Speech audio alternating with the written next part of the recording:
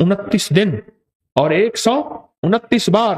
آپ بتائیں جو یہ پڑھتے ہیں 129 بار سورۃ کوثر کتنا وقت لگتا ہے؟ صحیح بتائیں. اگر نہیں پڑھتے نہ بتانا.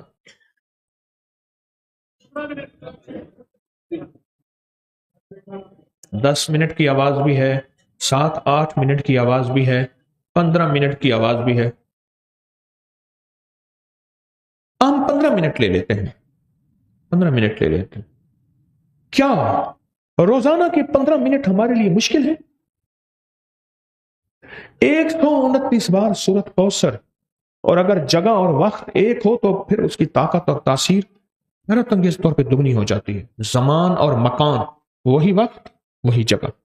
مجبوراً اگر نہیں ہے تو کوئی حرج نہیں، پر یقین، دل کی گہرائیاں، اندر کا درد اور پورے خضوع، دھیان، طلب، تڑپ اور جذبے کے ساتھ پڑھ 129 بار. اصل میں یہ 129 کا جو عدد ہے نا، لفظ لطیف کا عدد ہے. یا لطیف ہو نا، لطیف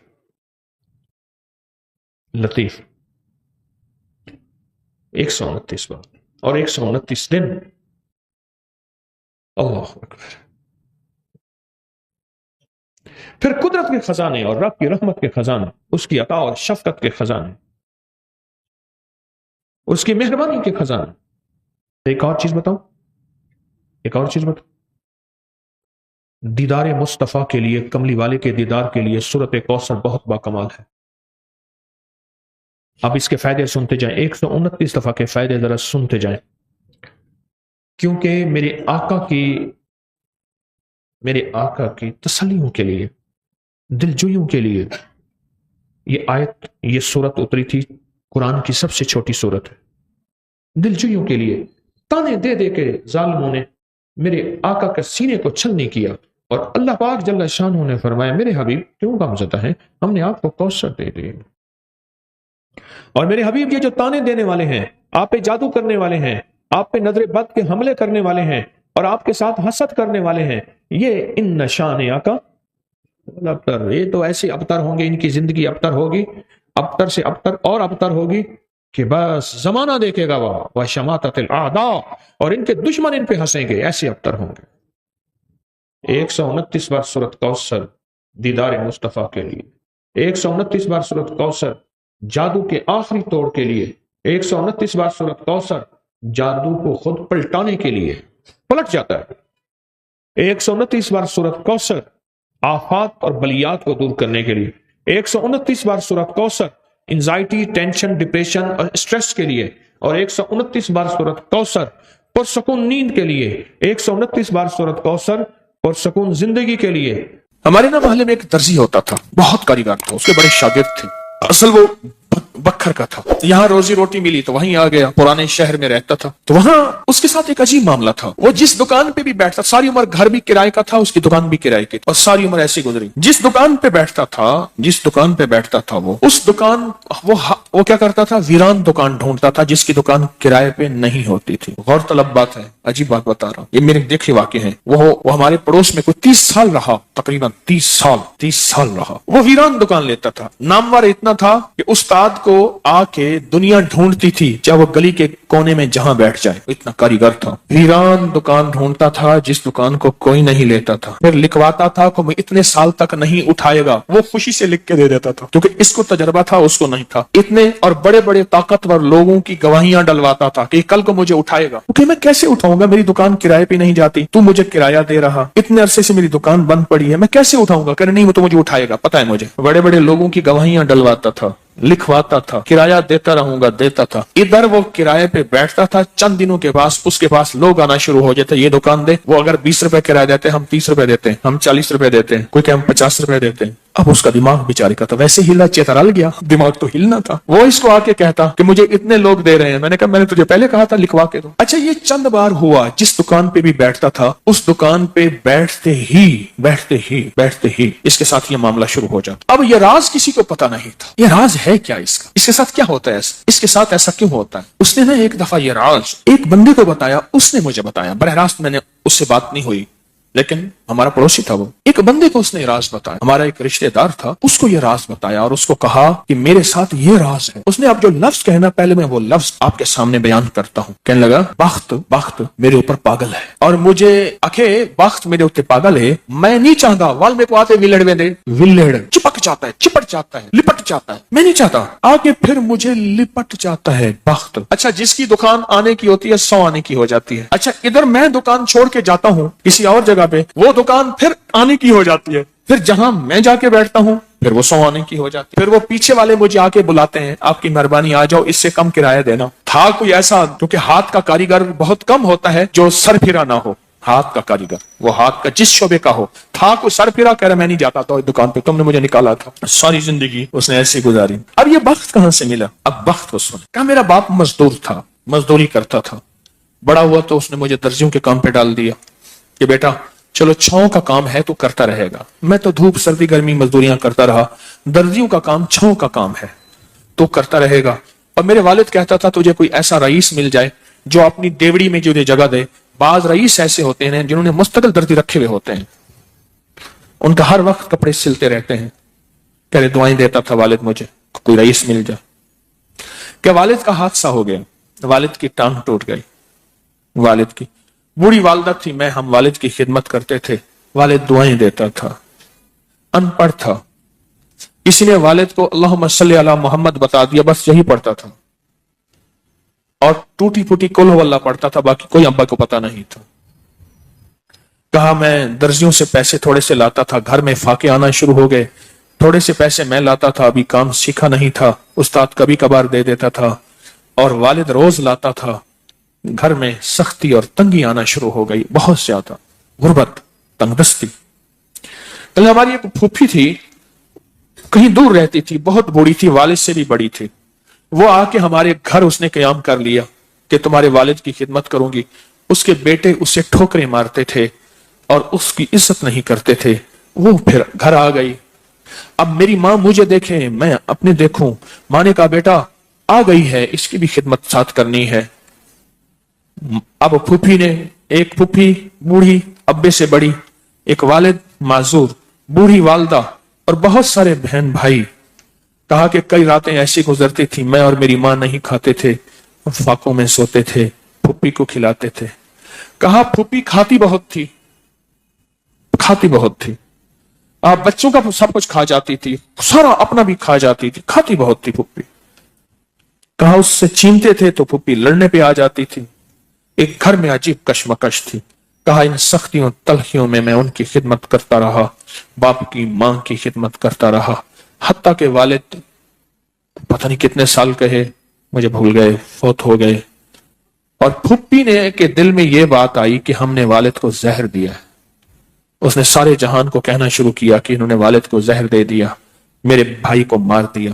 گھر میں روٹی بھی کھاتی تھی، بچوں سے چھین کے بھی کھاتی تھی، چوری چھپے بھی کھاتی تھی، دن رات بھی کھاتی تھی، ہمیں برا بھلا بھی کہتی تھی، لوگوں کے ہاں شکوے بھی کرتی تھی۔ پھوپھی نے جینا حرام کر دیا۔ کہا میری ماں کہتی تھی بیٹا کوئی بات نہیں، برداشت کرو۔ برداشت کرتے کرتے پھوپھی بھی چلی گئی اور اس کو اللہ کی امانت کو اللہ کے سپرد کیا، اور پھر اب ماں رہ گئی۔ اب میں نے اپنی ساری توجہ ماں پہ ڈال دی۔ کہا اماں کیا کرتی؟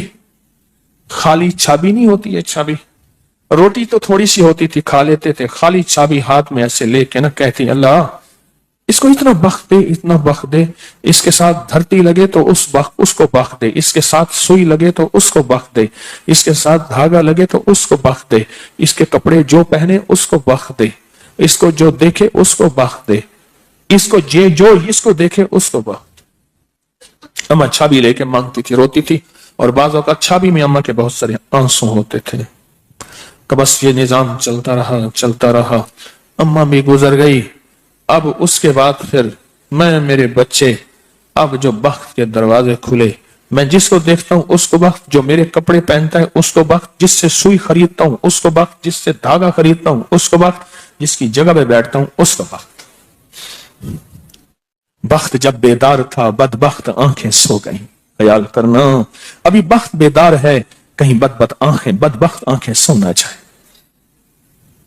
وہ دعاؤں کا ذخیرہ उस दर्जी के पास था वो दुआओं का जखीरा, फुप्पी की नागवारियों का जखीरा, अब्बी की सबर का जखीरा, फुप्पी की नागवारियों का जखीरा, अम्मा के सबर का जखीरा वो साथ था। मैं सहता रहा, चलता रहा। अल्लाह के नाम आए अमाल में, अल्लाह के निजाम में लिखा जाता रहा।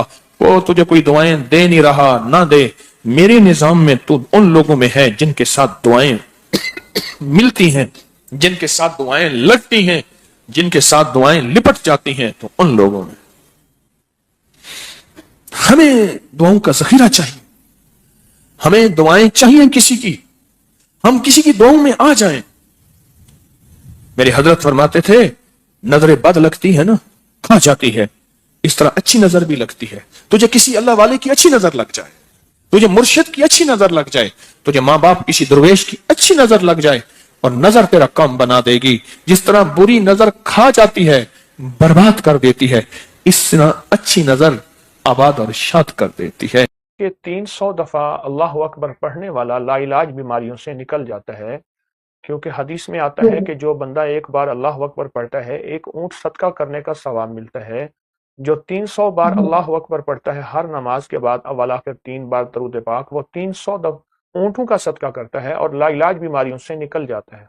कहते हैं मेरे पर कर्जा बहुत ज्यादा था, पिछली 11 जुमेरातें में मुस्तकिल आया, तलब तड़प से शामिल हुआ, सूरत इखलास पढ़ी दुआ में, और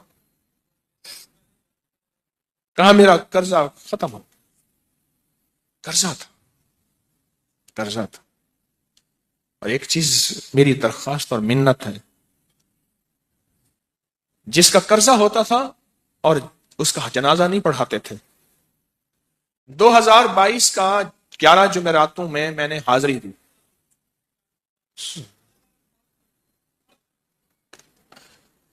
कहते हैं अल्लाह ने बहुत दिया, ये बहुत को जरा जोर दे के कहा है। फिर कहें क्या दिया? देखो ना, हाथ भी ऐसे करते हैं और बहुत को ऐसे कहा ना, वाकई मिलता है। बहुत रिस्क दिया। सियाने लोग ना बताते नहीं है भाई क्या मिला, कैसे मिला। उन्होंने कहा बहन दोस्त दुश्मन सारे बैठे होते तो कहते हैं बहुत मिला। हाँ, सही बात। कितनी उम्र है? 50 साल तो होगी, 64 साल है, हंड आया बंदा है, 64 साल, बहुत बाकी है, मिलता है। जुमेरात की हाजिरियां हो, सूरत कुल वल्लाह पढ़ने वाले मुखलिस हों, और ताजा लड्डू सामने पड़े हों। क्यों जी, लड्डू हैं फ्रेश, लाजवाब, ताजा हैं, घर पहुंचने से पहले तो नहीं खा जाते। वो तो लड्डू तो बांट के खाने हैं। जो जितना बांटेगा उतना मिलेगा, जो जितना बांटेगा उतना पाएगा, जो जितना बांटेगा उतना ज्यादा उसके ऊपर छांव हो जाएगी, बारिश हो जाएगी, इज्जत, बरकत, दौलत, रिज्क, सेहत, कामयाबियों की। वो तो बांट के मिलता है ना, अकेला तो मिलता ही नहीं, बांट के मिलता। और जुमेरात की हाजिरी, किसको क्या मिला जी?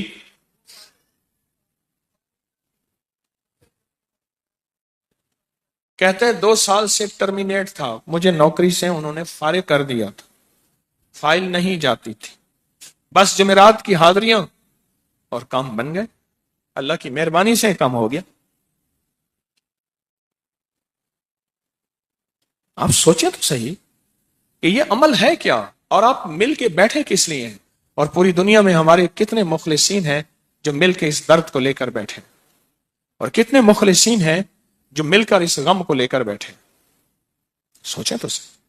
और आप उन नसीबों वालों में, आप उन मुकद्दर वालों में, आप उन खुश नसीबों में हैं जिनको ये सादत, दौलत, इज्जत, खैरें और बरकतें मिली हैं। आप उन खुश नसीबों में से, आप उन खुश नसीबों में से, हाँ, आप उन खुश नसीबों में से। 2 तस्बीह, कभी कभी मेरा जी चाहता है आपसे बातें करूं, आपकी सुनूं, अपनी सुनाऊं, तो ये आपकी सुन रहा हूं। 11 मुरादों के लिए 2 तस्बीह सूरत इखलास की आपने पढ़ी, फिर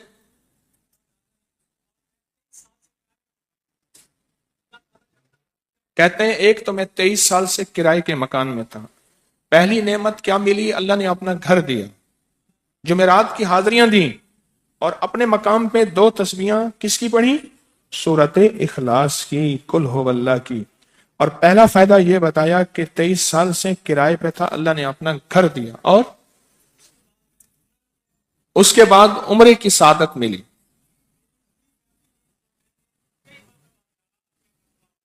کہہ رہے میری پوری فیملی اور ہم نے پھر اور زیارات بھی کی اور سفر بھی کیے، عمرے کی سعادت بھی لی، گھر بھی ملا، سورت اخلاص کی برکت سے،